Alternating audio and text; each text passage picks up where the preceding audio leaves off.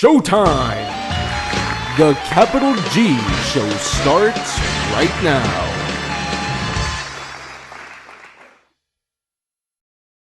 What's up YouTube, Capital G here. We're talking Mystical Space Typhoon in this video, and we're asking the questions, do you still think that MST is going to be a near staple moving in the next formats? And then obviously number two, are you still going to run this card? Now, as shocking as it sounds, I think that the answer to both questions for me personally is no, and I kind of feel like a lot of people are starting to lean this way. Now, it goes without saying, last formats, MST was as close to a staple as you're going to get in a game of Yu-Gi-Oh! Nowadays. Like, we were living in a floodgate world where cards like Skill Drain and Vanity's Emptiness could just, they could take away your ability to play the game of Yu-Gi-Oh! I mean, you guys have heard my nightmare stories from regionals where I'm playing against Cleefort, they flip over Skill Drain, I'm just like, well, fuck it, it's caveman Yu-Gi-Oh! Now, I can't win this.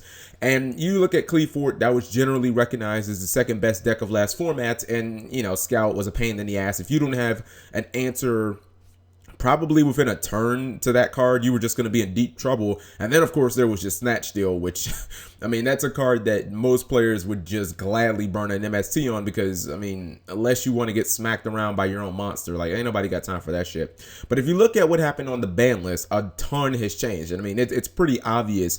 The two most powerful floodgates in the game now are both limited. You know, Vanity's Emptiness and Skill Drain, they should see a lot less play. You know, SNATCH still is not going to see the light of day for a very long time. And I personally expect that Cleefort is going to tank in terms of popularity. Like, the amount of Cleefort that you would generally see at a premier event, I just think is really going to plummet.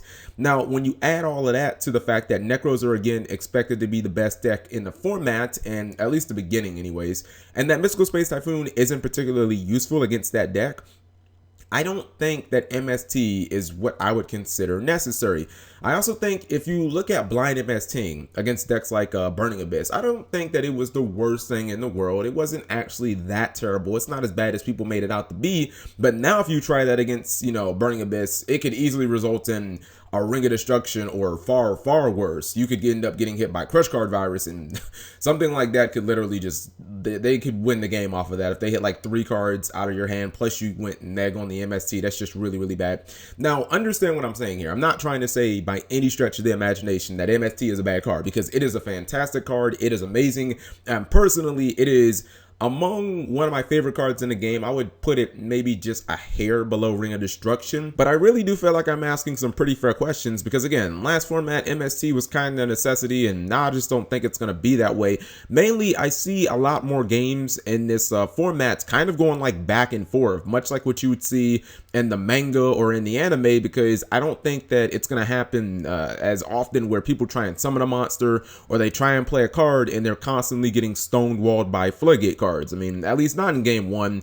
After game one, you know, come hell or high water, people are trying to shut your deck down no matter what you're playing. And also, you have to understand, I'm also talking about the main deck. I'm just talking about running 3 MSTs in the main deck as pretty much a near staple. If people obviously took MST out of the main deck, I mean, it'd pretty much be the best side deck card in Yu-Gi-Oh! It'd be like, it definitely would become a no-brainer in the side deck because it just flat out outshines cards like Twister and Dust Tornado in pretty much every way.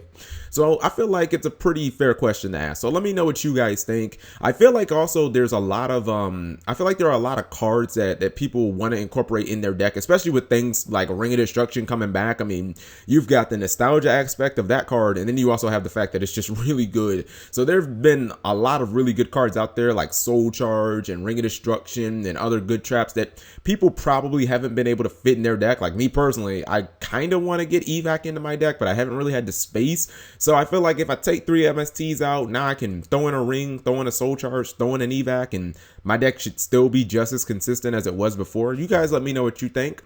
Thank you for watching, as always. Subscribing makes life happy.